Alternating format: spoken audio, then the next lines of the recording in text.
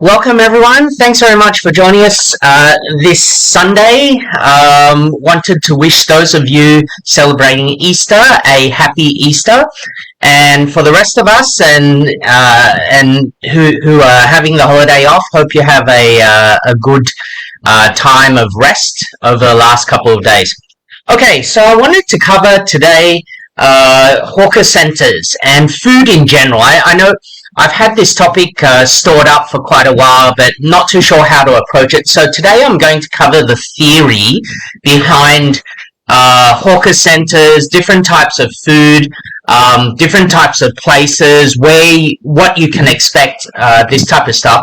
But then I also wanted to have a look at a second segment, which is more towards going on site. So for those of you who are not familiar with Singapore, haven't watched any videos, don't really know what to expect, there are plenty of food bloggers, okay, plenty, because Singapore has such a wide cosmopolitan view of the different global types of food. So that's a really good thing about Singapore. The thing is, as expected, everything is expensive. Okay, so you do get a wide variety. It's just expensive. But I don't really want to take this into the food blogger type of space, because I enjoy the food. I just don't really know how to say it's nice in 50 different ways. Okay, so I'll leave that to the experts. But I did want to show you guys, right, if it's your first time in Singapore, how you should approach it, where you should look, what to expect at the different types of places, right? So this episode today is going to be having a look at those things which are the theories behind it, okay? But then the next episode, I want to go into just taking you on site, take a few videos and show you guys what it's like to actually to put the theory into practice, okay? So all the stuff that you learn here, you'll see kind of how it goes, right? Okay, so let's get into it. Let me see. Here we go. All right, so we've come to this topic of free tissue paper, and it is related. Okay, if you don't believe it, it is related, and it is also a way, and part of this education is to let you understand the local cultures, so that you don't get kind of caught doing the wrong thing or annoying people, and it's not your fault. It's because there are certain cultural things that happen which are unspoken and which locals tend to assume everyone else around them knows, right? So it's an unspoken rule. And tissue paper, like it or not, is one of those areas, okay? So we'll go through a tissue paper bit in a while. But I think the first thing that we should cover is places to eat. Okay, so the places to eat forms the bulk of today's presentation, okay, but we will go through the different types of places. Now, food courts are one of these places, okay, so food courts, typically they have a variety of choices, okay.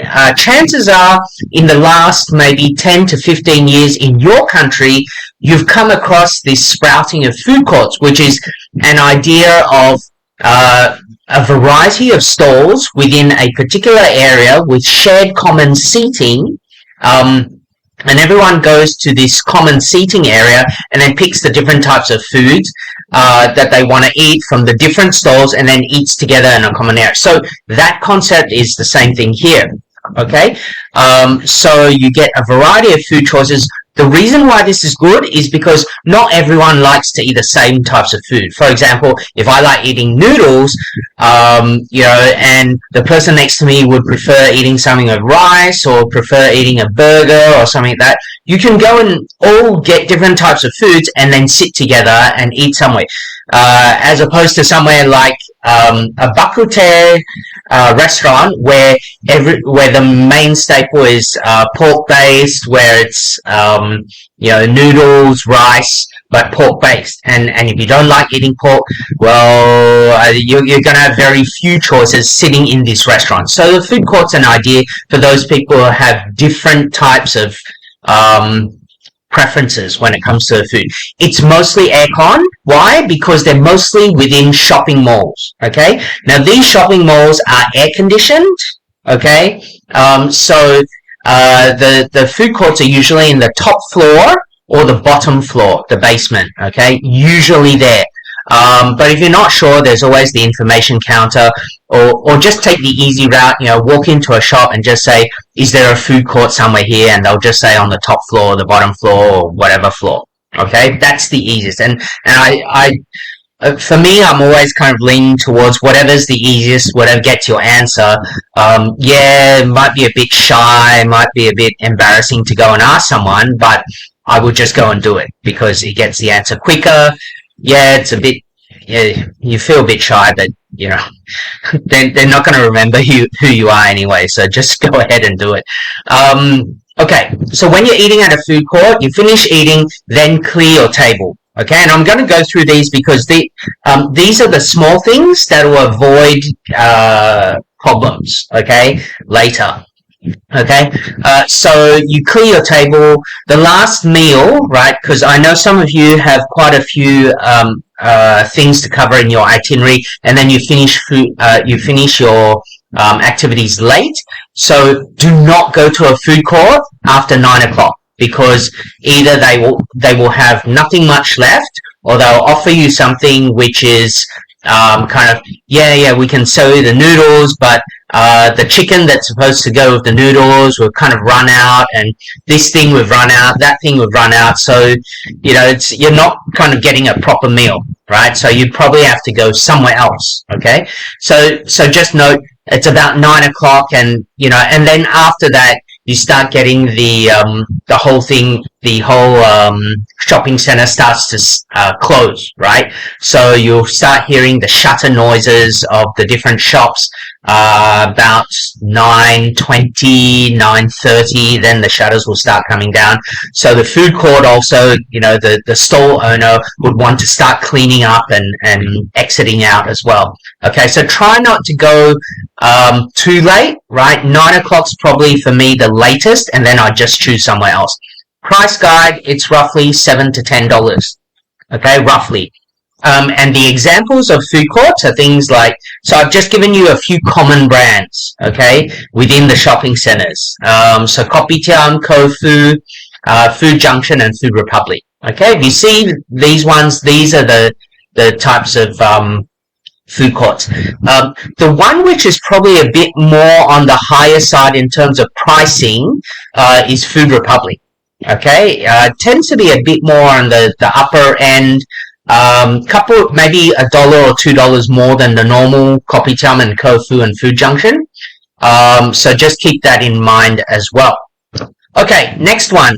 Other places to eat, they're hawker centers. Okay, now hawker centers in the past, they used to kind of hawkers used to have their own stalls along the street and stuff. And then what happened is they started the government said, okay, we can't just have hawkers everywhere setting up on every street corner. We've got to consolidate and bring them together. So within a hawker center, what you will commonly find is the hawker center is run by the government, okay, and then they sublet these stalls, right, within a structured environment. So like this picture on the right here, right, you see it's an area which is looked after, by a public body, okay, but then each of these individual stalls here is run by a particular individual, or a couple of people that come together. They pay the rent to the governing body, okay, and then they get to set up this hawker stall here. Okay, so it's structured. It's not all over the street. It's different from other countries, I know. All right, so that gives you an idea of how the hawker center is like. The biggest, kind of more famous one, right, would be Lau Pa Sat. Okay, so there are a few. There's Adam Road Food Center, Lau Pa Sat, Amoy Street, Albert Center, Sade by the Bay, Gladden's by the Bay. There's Newton, right, Newton Food Center. There is also, what's the other one? Chinatown Complex, right? That one I think is the biggest hawker center. There's just like, hundreds of stalls in there.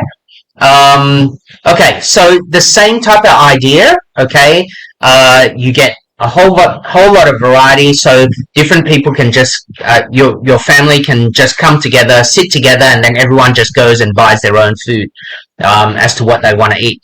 And then but the key difference, right, with this is it's outdoor and there's no air conditioning, okay?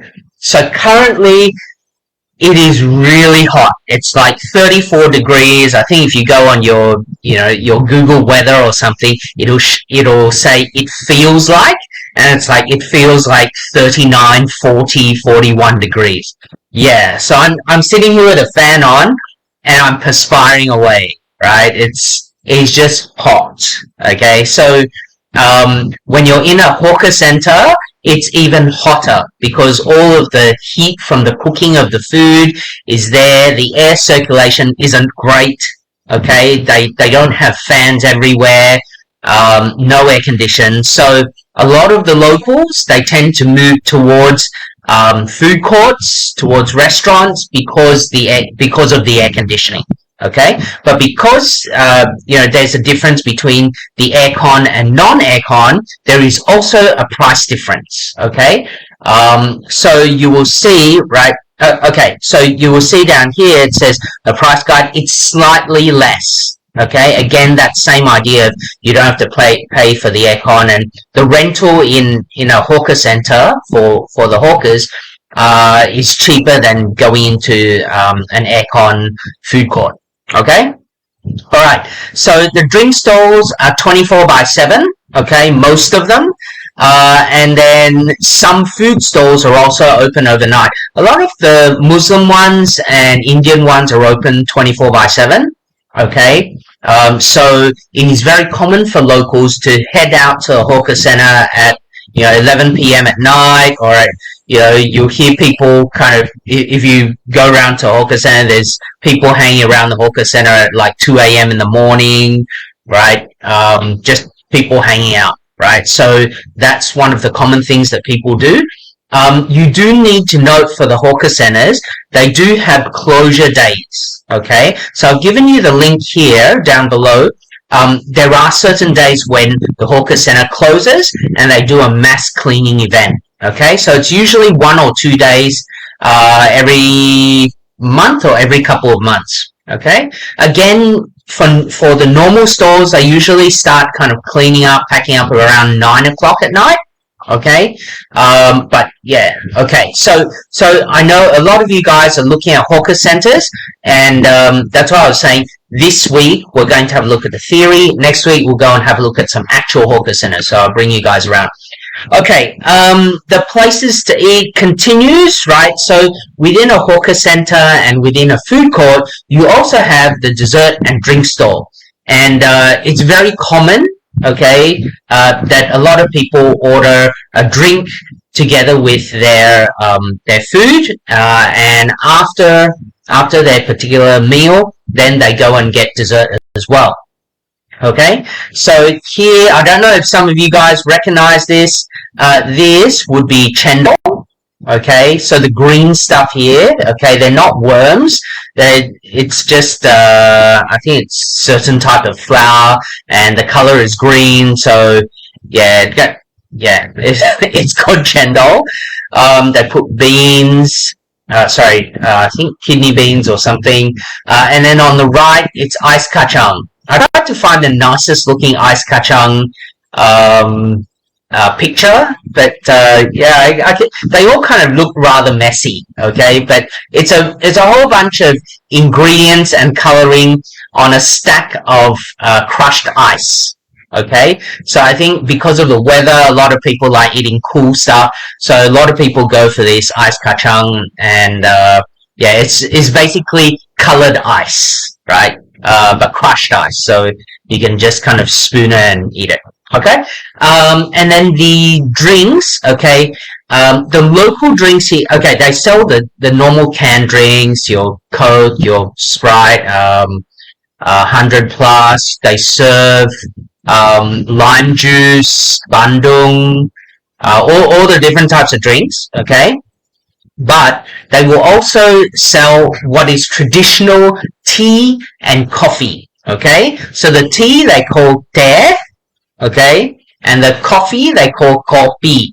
Okay, so okay, and then it's not like in a Western. Okay, maybe it is kind of like a Western, like walk into a Starbucks, right? There's people who kind of order all their oat milk and different types of combination things. Okay, but the way they've done it here, right? Locals is they will have different combinations in terms of sugar, how much water, how much condensed milk, and evaporated milk. Okay, and then the coffee. Same thing applies for tea. Okay, but if you have a look at it, it'll be kopi. Okay, is a standard coffee. Kopi O is more coffee and water. Okay, and then kopi C is the one with evaporated milk. Okay, and then all the different types of combinations. Okay, but if I were you, I would go to this copy guide. Right, it's a website. Go to copy guide, and you'll be able to click on these different buttons here. Right, and you will see which coffee it turns up with. So let's say if you wanted, something with more water, less water, stronger coffee, less strong coffee, you can go and click on this particular website and it'll tell you should order this type of coffee, which is really good. I didn't know this existed, so it's a good thing. Okay, continuing on, halal and non-halal. Okay, now let me explain to you guys, right? The halal food, right, is predominantly approved food for Muslims. Okay, so in Singapore we have to respect each other. Okay, and everyone must tolerate, and it must be a peaceful environment. Okay, so when we talk about food, it's the same type of thing. Yes, you can eat at a halal store. Okay, so I can walk into a halal restaurant, okay, as a non-halal person, a non-Muslim. I can go in there and order halal food. I can eat their food and nobody's got a problem.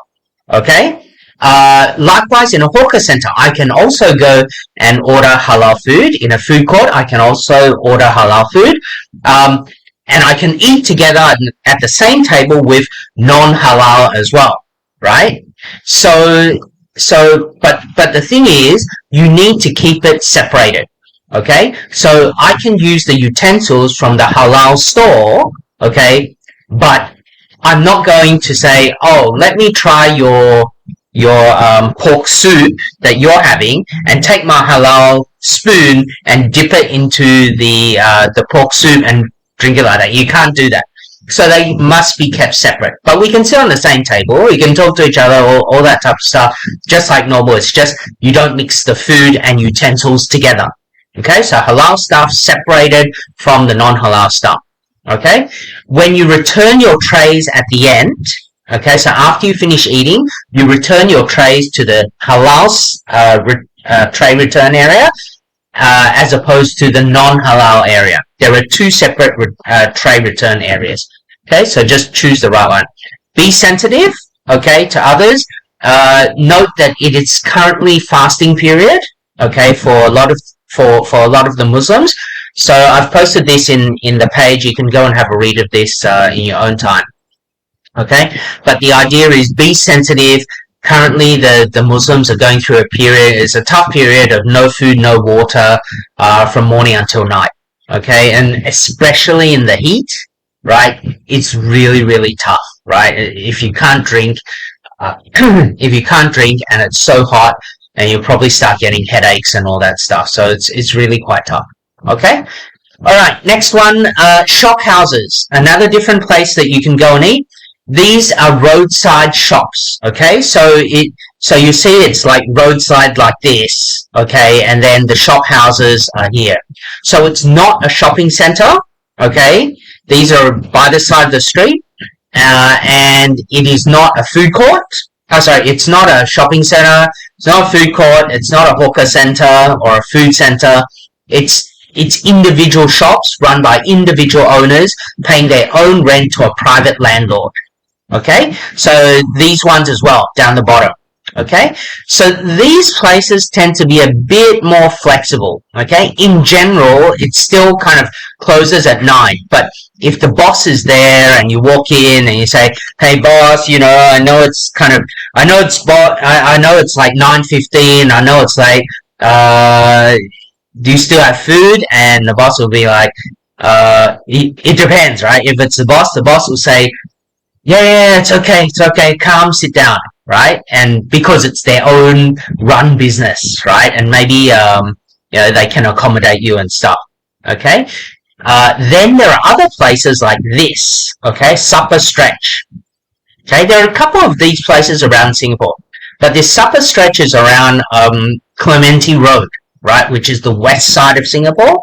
Clementi Road, these places, they normally open until 2 a.m., 3 a.m. in the morning, okay? And actually, they catered more for the student population because it's out near the universities.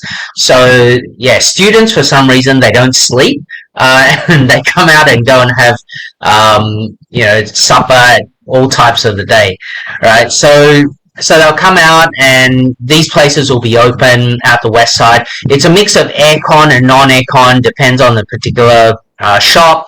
The idea of clearing your table, yes, it's the same as your food court and hawker center, right? You've got to clear your table afterwards. And then as a price guide, it's around $10 to $20, depending, like, for example, these shops down the bottom, right? If they're catered mainly for students, then the price is probably around the $10 range, right? So maybe high single digits to low, kind of around the $10. You may get a 10% service charge and 9% GST, maybe. Depends on the size of the business and what type of setup that they have. Okay, and then the last one that I'm covering here is the restaurants, giving you an idea of there are different restaurants around Singapore. Not everything is expensive all the time, right? But it really depends where you go. The Vietnamese and Thai foods generally are on the cheaper side, right? The more Italian, Western, European, they tend to be on the more pricey side, okay? And then you have the local range, which is roughly between $15 and $25, roughly, okay? But again, these restaurants can be standalone, like shop houses, but they can also be within shopping centers. They can be in famous places, like, for example, on top of Marina Bay Sands, right? So you've got that Lavo at the top, and you've got C'est La Vie as well. So those places tend to open until quite late, maybe 11 o'clock or till midnight, around there, right? But you really have to check, and the more highly demanded places, you should expect to see a crowd. So do try and call first and book a table if that's possible. Okay. So this is the one on chicken rice. I did do a post on chicken rice yesterday. Okay, so this place in particular is really good.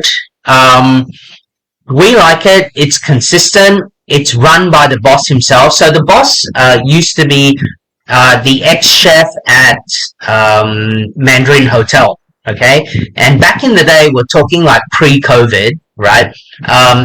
And even before pre-COVID, it's like probably 15, 20 years ago, this Mandarin Hotel place used to sell chicken rice for like $25 a plate.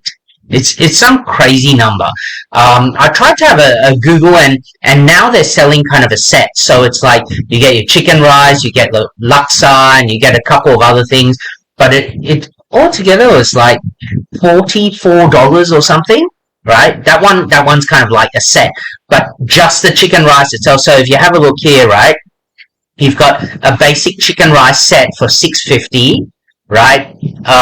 If you want what we normally get, right, and what we usually advise our guests to get, right, is the chicken rice set. Okay, so it'd be the chicken rice, the chicken, you'll get the soup, and you get the tofu. Okay, the tofu is really nice. Yeah, so just that whole set, right, together, costs you $9.50, which I think, it's quite good. And the thing that, I'll digress a bit, but the thing that I really like about it is each of these have their own distinct taste and flavor. Because a lot of the times when you go and eat at restaurants like Chinese restaurants and stuff, they will use the same, not say the same wok, but the taste kind of is a bit blended. So whatever different dishes you eat, there's an undertone of similarity in there, right, within the different dishes. But these, right, like these all four, they taste distinctly separate and different. So you don't kind of get that same underlying taste that runs through all four, right? Which is what I really like, right? So we also get the veggies and the bean sprouts. Okay, in general, Singapore doesn't give you so much veggie, right, when you go out and eat at hawker centers and food courts. So our family practice is we just like to go and get additional green veggies, right, and then supplement, and everyone eats your own dish plus extra veggies, okay, because it's healthy. Okay, now, moving on really quickly, okay, so here are some other tips, okay. Now, these are the areas where you just need to be very, very careful, okay. If you look foreigner, okay, it's okay. I don't think anyone will blame you, right? But if you look like me and you're a foreigner, and you kind of make mistakes, then things get a bit awkward, okay? So, if you see these things, these are actually people's ID badges, okay? So, they go to the office, okay, and tap in, to get access to their office and stuff, but they're actually leaving it on the table here, okay? Likewise, this bag is just randomly left at a chair, right? And you're thinking, why are people leaving, badges, bags? It can be umbrellas, it can be tissue paper. Why are all these things being left on the table? No, they're not free, right? If someone leaves tissue paper, do not take the tissue paper and walk away. Do not take the tissue paper, put it in your pocket and sit down and think, oh, the person left the tissue paper, I might as well take it because they left it behind. Actually, it doesn't mean that at all, okay? How do I know? Because I made the mistake, okay? So that's why I'm telling you guys, right? So that you are aware. These are actually signs of reserved table, okay? So it's where somebody has come in. So usually the food courts and hawker centers, they get busy at around 11:30 in the morning, right? And the big rush, everyone comes, a lot of the working people, they come in at about 12, okay, or 11:45. And so what you would usually do if the table is free, you would get something which is personal to you, right? So for example, your name badge or your tissue paper or an umbrella, and just put it on the table, okay? And that means I came here first and I reserved this seat for myself, okay? So, just take note of that, okay? It doesn't mean take it, pocket it, and sit down, okay? It's somebody else saying I was here first, okay? So just find another seat, okay? It gets tough. So my recommendation, if you want to go and eat at hawker centers, food courts, and all that, don't go between the hours, or don't go from 11:45 until maybe 1:30, okay? Try and go before that or after that, okay? Or go there like 11:40 or 11:30, get your tissue paper and put it on the table, okay? And then you go get your food and then come back and sit down. That's how the locals do it, okay? So yeah, go get your tissue paper and do the same thing. All right. Next thing that people do. Let's say you're eating, you're halfway through your food, and then suddenly you look up, and maybe there's 4 of you at a table, and then suddenly you look up, and there's this person that's just standing there right in front, kind of like half a meter away from your table, right? It's not like 2 meters away. It's half a meter away, like this far from your table, right, next to you, and it's just looking down at you eating. Okay? In my language, that's pretty rude. Okay? But it's a common thing. Again, and then they will fold their arms and then watch you, right, while you eat. And it's their way of saying, can you hurry up and move? And once you leave, I'm going to sit down straight away or put my tissue straight away. Usually that's what happens. Okay. Not the best way to communicate, I think, but again, it's the way people normally do it. Don't get offended. Don't get flustered. When you finish, then you can move off. Or maybe if you're finishing your food and then you're going to get dessert, maybe you just tell the person standing there, just saying, "Oh, sorry, we're actually going to get dessert now." Right? So at least the person doesn't stand there for another 20 minutes. Okay? Something like that. But likewise, if you are also kind of hanging around looking for seats, then you tend to do the same thing, right? Again, it's not great, right? I wish there was a better way, but yeah, that's giving you an idea of how things work locally. Okay. The other thing is there are yellow boxes around some seats. Okay, and if you're seated in front of a particular stall, let's say one of the chicken rice stalls, okay, and all the other stalls in the food court, right, have no markings on the ground, but this chicken rice stall has a particular marking with a yellow box around it.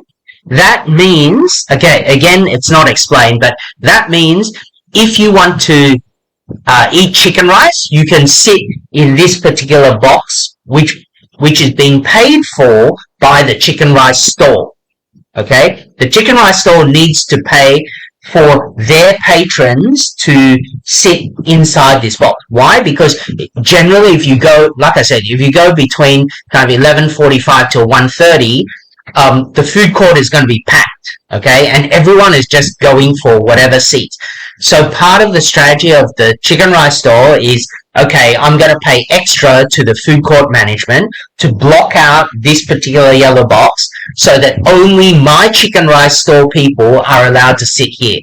It's a way to get people to sit, to buy from their shop and sit and tell everyone that, hey, we have reserved seating only for those people eating the chicken rice. Okay, so if you go and buy food from another store, don't go and sit in the yellow box. Okay, just know who owns a yellow box, and it'll be better buying from that shop and then sitting there. Okay, the other thing is baby wipes, right? So sometimes the tables are not very clean. Okay, so you may want to use baby wipes. Bring your own, right, from home.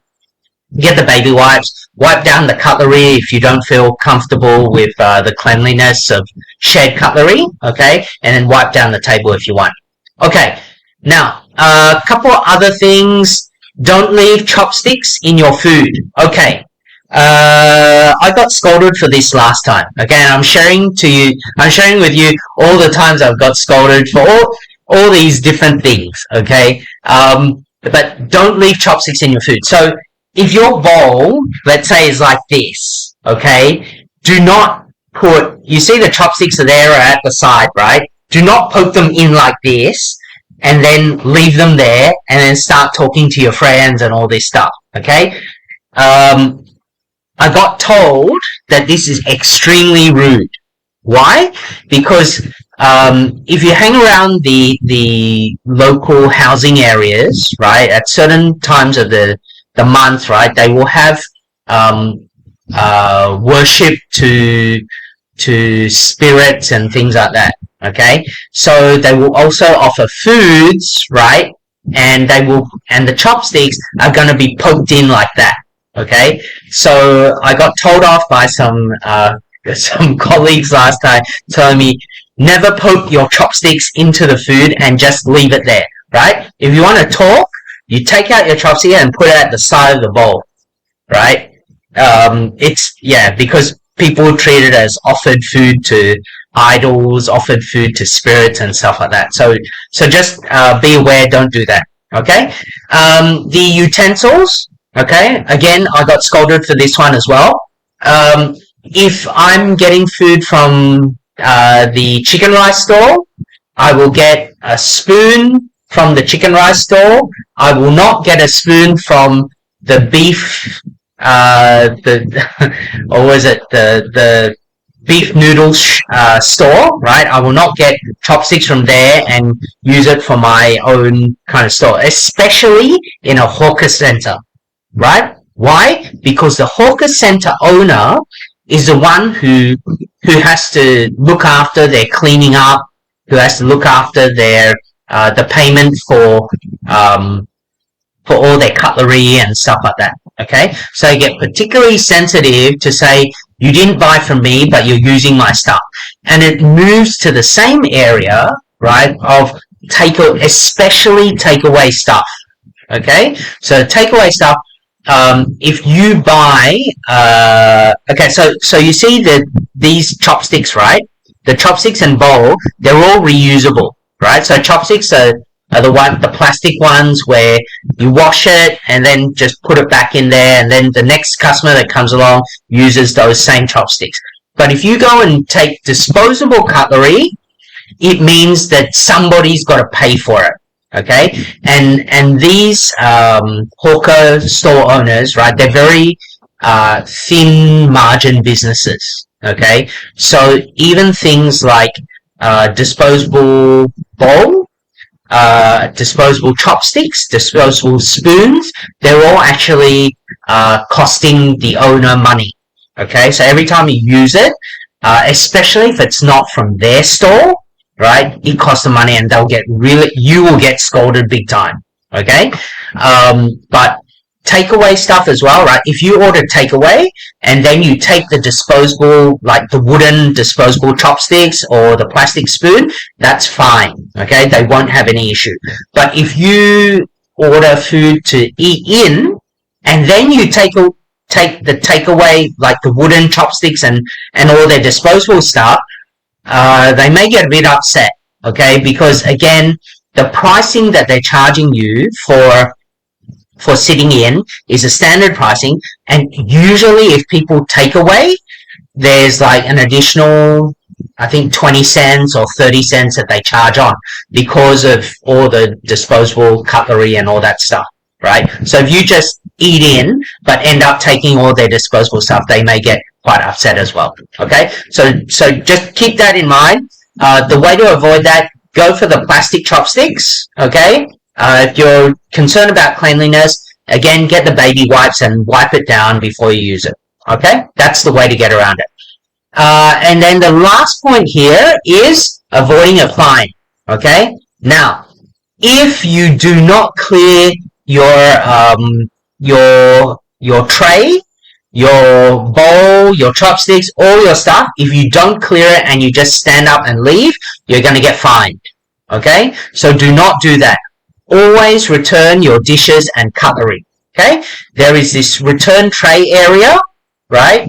So there are usually 2 return tray areas in a food court or in a hawker center. One is for the halal food and one is for the non-halal food. Okay, so put it in the right area. Okay, and I think that's it. Okay, good. Let me just check whether there are any other questions. Let me go here. Are there any other questions? I don't think there are.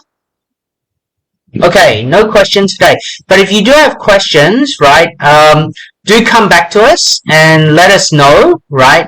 And we will answer those questions. The other thing that I want to do is, like I said, in the next episode, to go around to a hawker center or a food court and just show you guys around a bit. All of the theory, right, we'll put it into practice and show you guys how it really works, okay?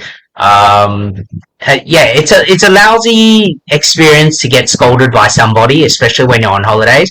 Not everyone is so welcoming, right? And